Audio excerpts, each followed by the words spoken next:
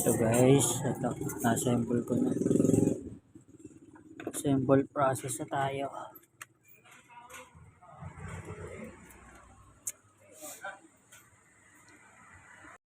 Yan. Ito guys, palitan ko na yung capacitor na bloated. Bago na yan. Assemble na natin.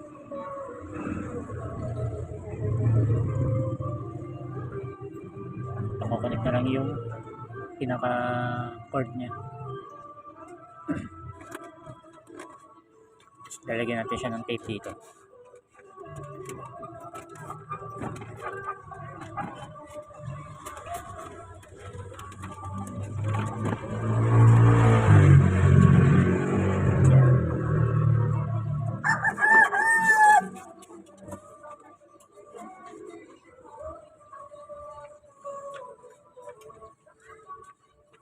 Guys, ito.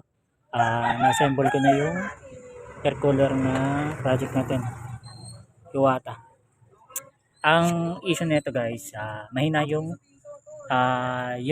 panya. Kumbaga, kahit nakaset na ng high sa number 3, mahina pa rin yung buga niya.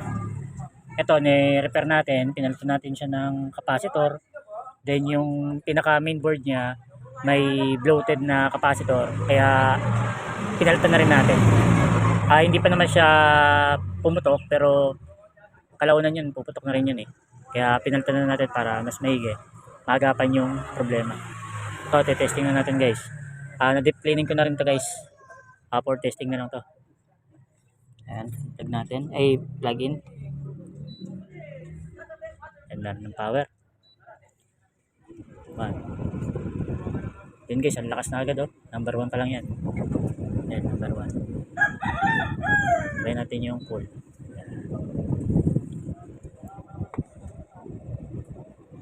Lakas. 2. Swing. Lakas guys.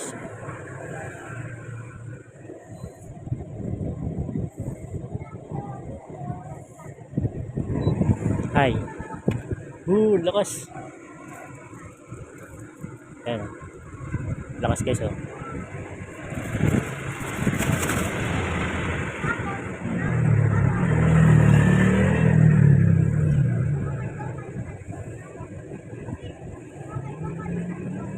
Yun, alright.